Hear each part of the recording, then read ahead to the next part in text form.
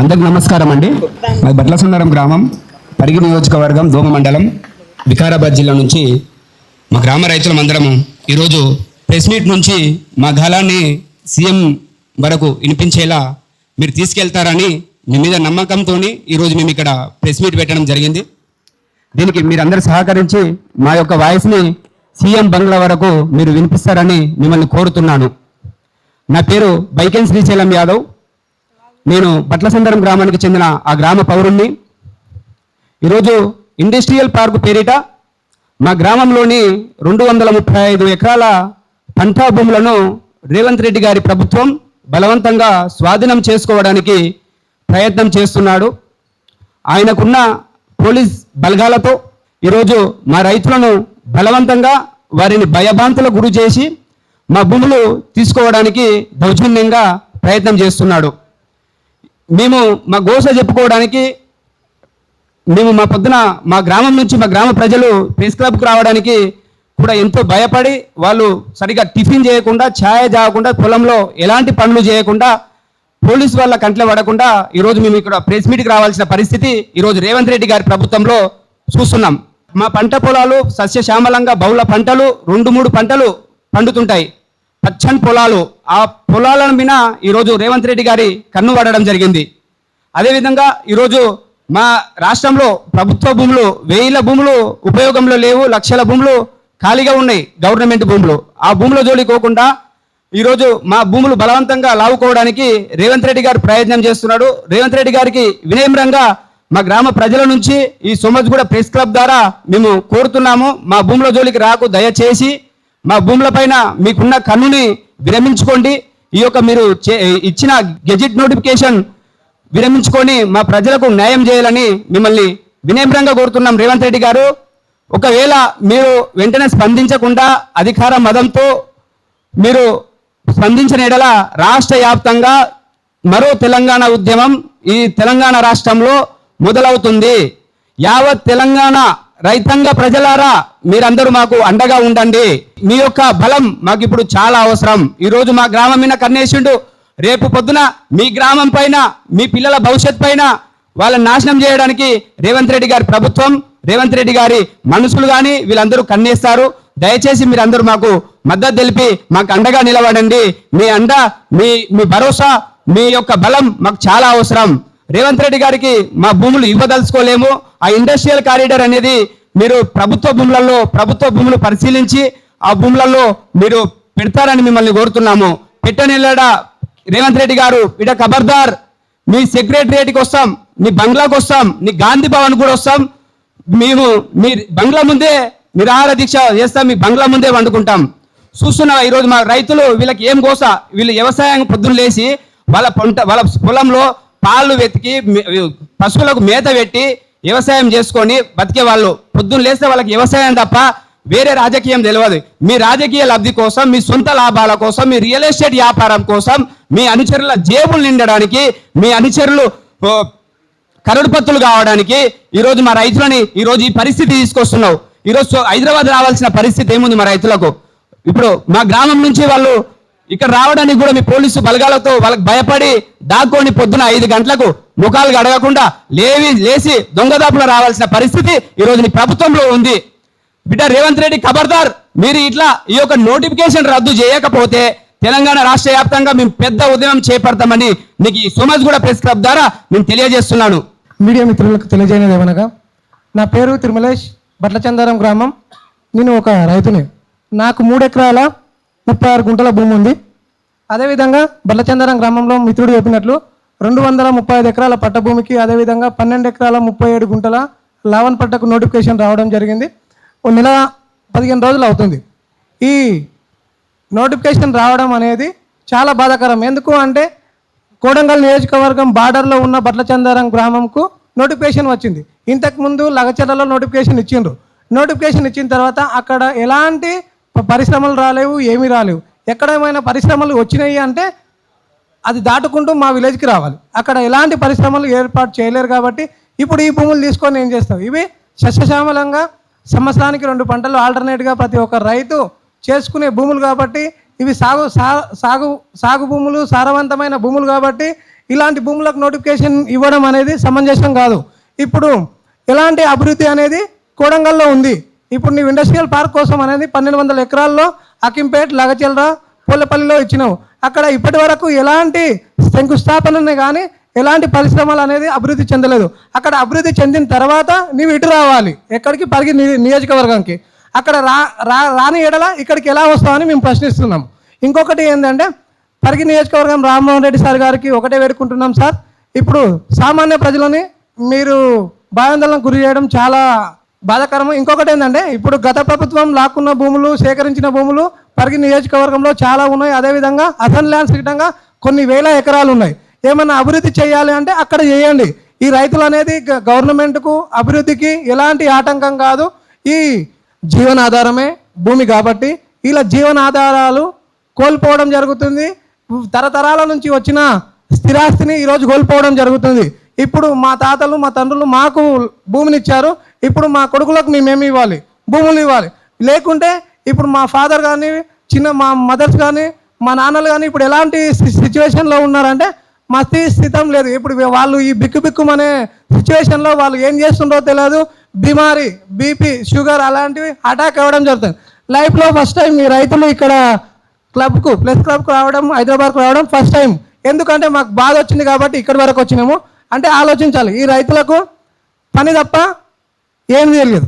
పని ఒకటే తెలుసు, చేనుకి వెళ్ళడం, ఇంటికి రావడం, వాళ్ళ పని వాళ్ళు చేసుకోవడం.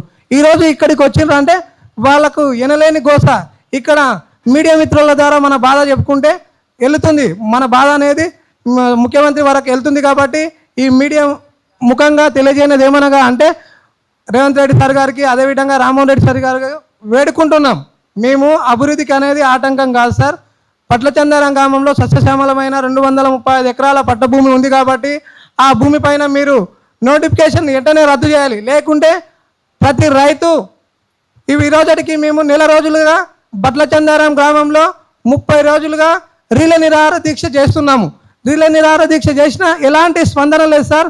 ఎలాంటి అసలు మేము కలెక్టర్కి కానీ, ఆర్డీఓకి కానీ గ్రామ తీర్మానం చేసుకొని మా భూములు మేము ఇవ్వమని తీర్మానాలు ఇవ్వడం జరిగింది.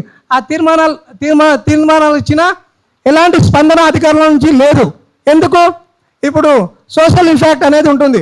ఇప్పుడు ఒక రైతు దగ్గర భూమి తీసుకుంటున్నామంటే ముందుగా గవర్నమెంట్ వచ్చి నీకు ఇలాంటి పరిశ్రమలు, ఇలాంటి ఆల్టర్నేట్ వసతులు ఏర్పాటు చేస్తామన్న సోషల్ ఇంపాక్ట్ అనేది ఉండదు. ఆ సోషల్ ఇంపాక్ట్ లేదు. భూసేకరణ సదస్సు ఇప్పుడు రైతుల కోసం నీవు భూసేకరణ చేస్తున్నావు కాబట్టి రైతులని ముందు నిర్ణయం తీసుకోవాలి.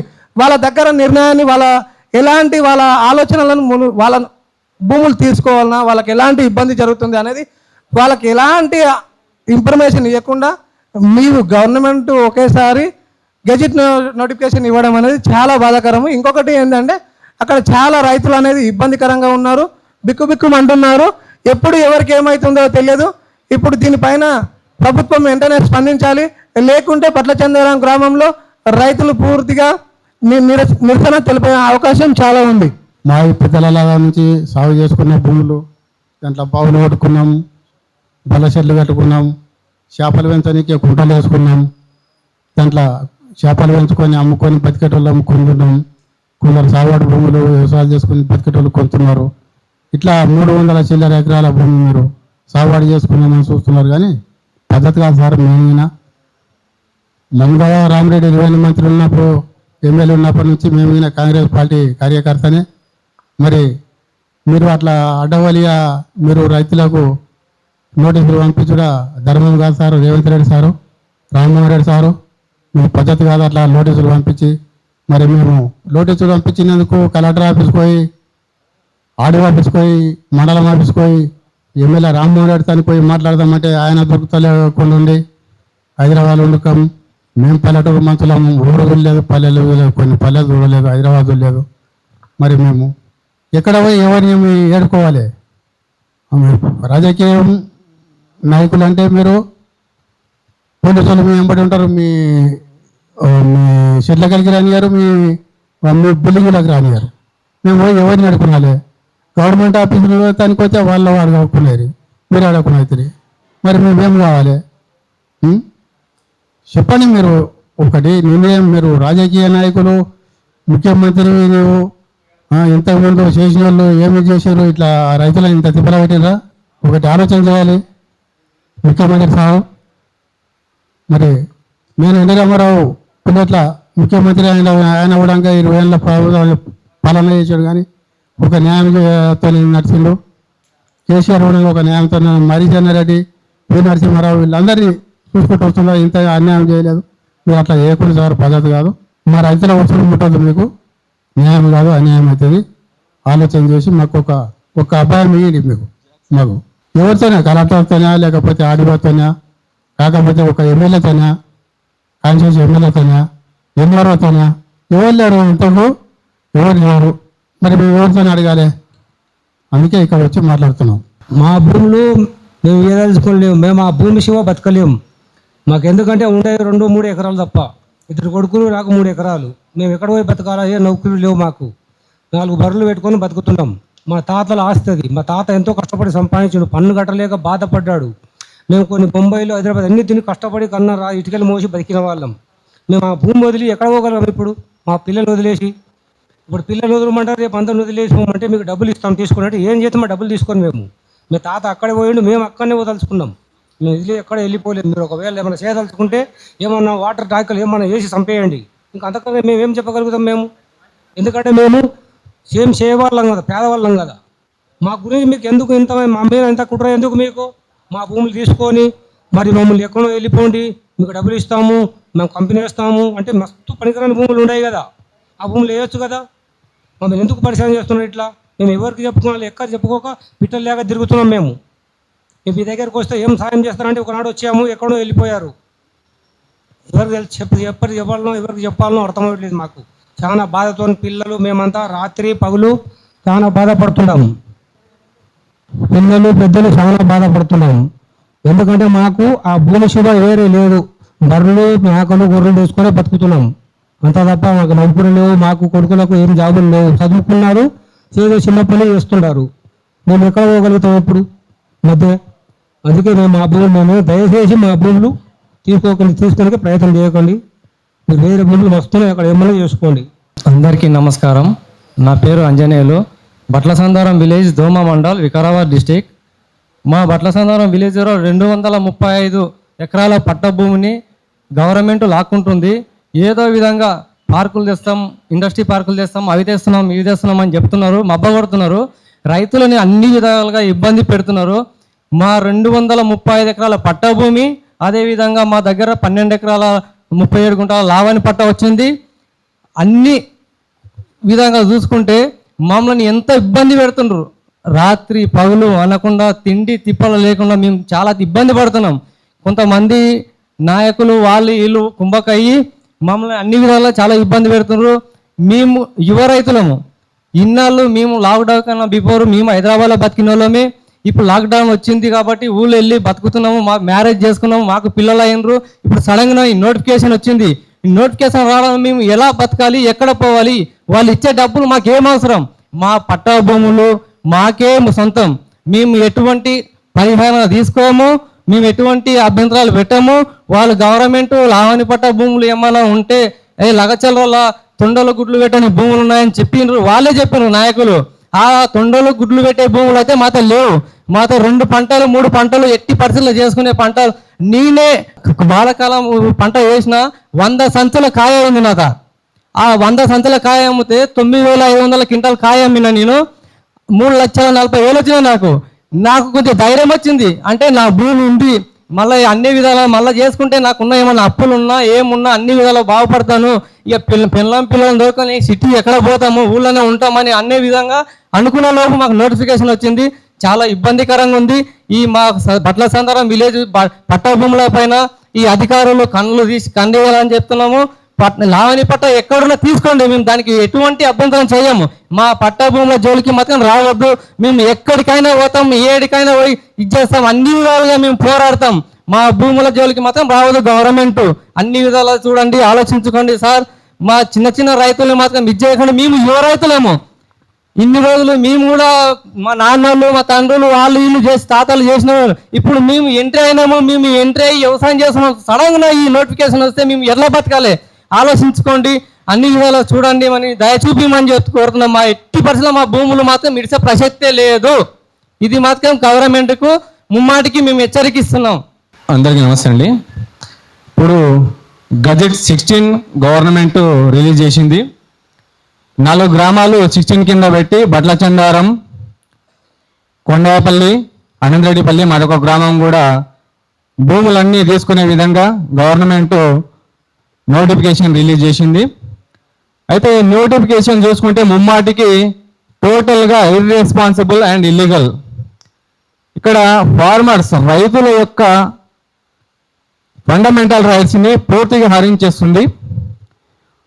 ఆర్టికల్ 14 కానీ, ఆర్టికల్ 21, ఆర్టికల్ 19 అన్నిటిని కూడా వైలేట్ చేస్తుంది. ముఖ్యంగా ఆర్టికల్ 300 ఏదైతే రైతుల యొక్క భూమి ఉంటుందో అది వారి సొంతం, వారి ఇష్టపూర్వకంగా ఇస్తేనే గవర్నమెంట్ కానీ మరొక ఇండస్ట్రియల్ కానీ ఇంకోటి కానీ ఇంకో డెవలప్మెంట్ కిందకి తీసుకోవాల్సినటువంటిది బాధ్యత గవర్నమెంట్కి ఉంది. డిపిఎస్పి స్టేట్ డెవలప్మెంట్ పాలసీస్ ఏ విధంగానైతే ఉన్నాయో అవి రైతుల హక్కులను హరించే విధంగా ఉన్నాయి. ఏదైతే గజెట్ రిలీజ్ చేసిరో రైతుల ఆమోదం తీసుకోకుండా, రైతుల యొక్క అభిప్రాయాలు తెలుసుకోకుండా వారి ఇష్టపూర్వకంగా వారికి లాభదాయకంగా ఆ నోటిఫికేషన్ని రిలీజ్ చేయడం జరిగింది. అందుకే ఈరోజు రైతులందరూ కూడా రోడ్డున పడిరు. వారి భూములు గవర్నమెంట్ తీసుకున్న తర్వాత వారికి జీవనోపాధి మరొకటి లేదు. అక్కడ అనేక క్రాప్స్, వరి కానీ, పల్లి కానీ, కంది కానీ, ఇంకొకటి కానీ అనేకమైనటువంటి క్రాప్స్ పండించుకొని వాటిపైన ఆధారపడి డైరీ ఫార్మ్స్ కానీ వారి జీవనాధారాన్ని కొనసాగిస్తున్నటువంటి రైతులు ఈరోజు రోడ్డున పడే పరిస్థితి వచ్చింది. ఇందుకు ముఖ్యంగా రైతుల యొక్క అభిప్రాయాలు తెలుసుకోవాలని చెప్పేసి మనకి ఎన్నో చట్టాల్లో ఉంది. నేను చెప్పొచ్చేది ఏంటంటే కాన్స్టిట్యూషన్ ఆఫ్ ఇండియాలో ఉన్నటువంటి ఫండమెంటల్ రైట్స్ని పూర్తిగా హరించేసి మీరు ఓన్లీ డిపిఎస్పి మాత్రమే చూస్తున్నారు.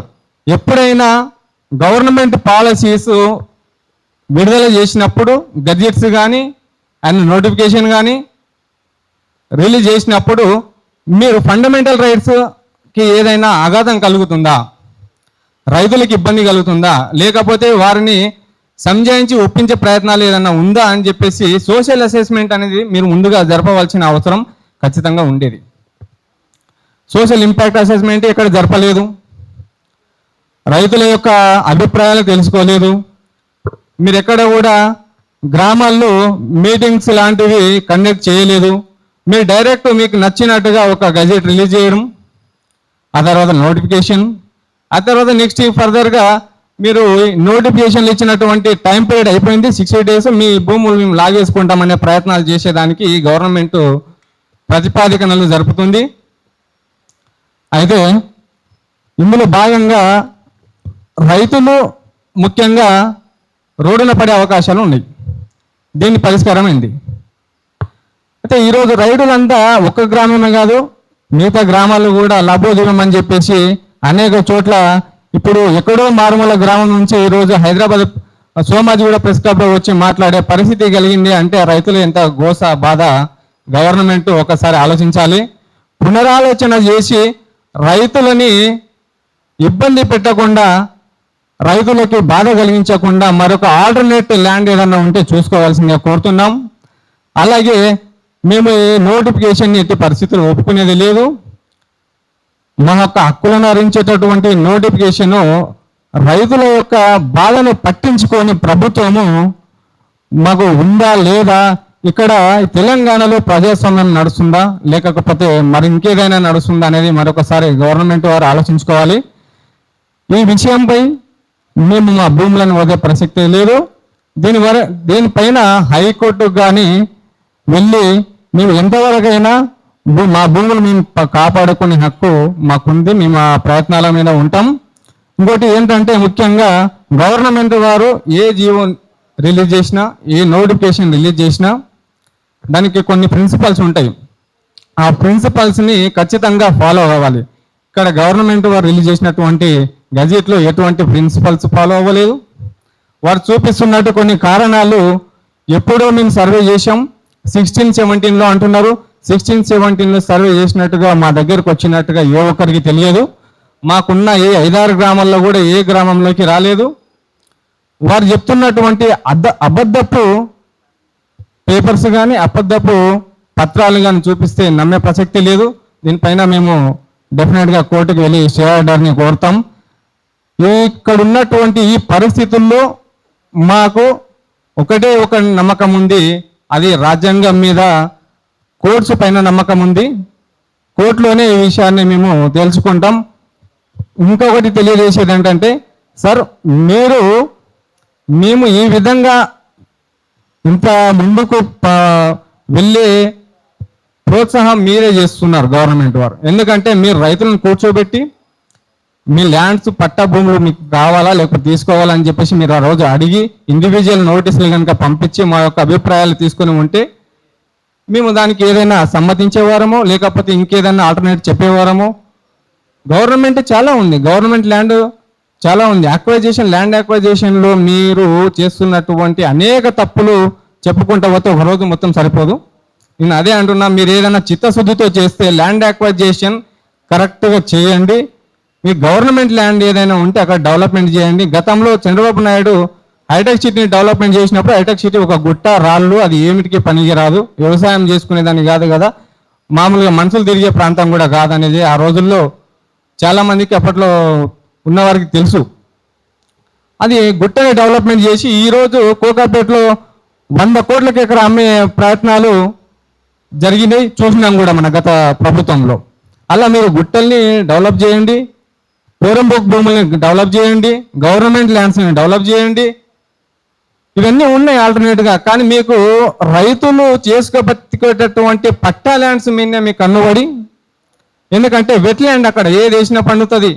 పల్లి కానీ, కంది కానీ, వరి కానీ అనేక రకాలుగా మేము బెబ్బర్లు కూడా పండిస్తాం. మా ల్యాండ్ యొక్క స్వభావం మీరు ముందుగానే పసిగట్టి అక్కడ డ్రోన్లను పంపించి ఇక్కడ ల్యాండ్లో మేము కట్టడాలు కడితే ఎలా ఉంటుందని చెప్పేసి మీరు ముందు పరిశీలన చేసి, వికారాబాద్ ఏరియా ఏంటంటే మొత్తం ఈ తెలంగాణ, ఆంధ్రప్రదేశ్ చుట్టూ ఉన్నటువంటి రాష్ట్రాలకెల్లా వికారాబాద్ ప్రాంతము గడ్డ మీద ఉంటుంది. మూసీ నది పుట్టింది అక్కడి నుంచి. అందుకే అక్కడ ఎటువంటి ఫ్యూచర్లో ప్రాబ్లం ఉండదు అని చెప్పేసి వీళ్ళ కంపెనీలు అక్కడ పెట్టడానికి ఇవన్నీ ప్రయత్నాలు చేస్తున్నారు. కానీ రైతులని మాత్రం అన్యాయం చేస్తున్నారు. ఇది సరైనది కాదు సార్. మీరు మళ్ళొకసారి పునరాలోచన చేసుకోండి. లేదు అంటే మేము కోర్టును అప్రోచ్ అవ్వాల్సి ఉంటుంది. డెఫినెట్గా మళ్ళీ కోర్టు నుంచి మీరు మొట్టికాయలు తినవలసి ఉంటుంది.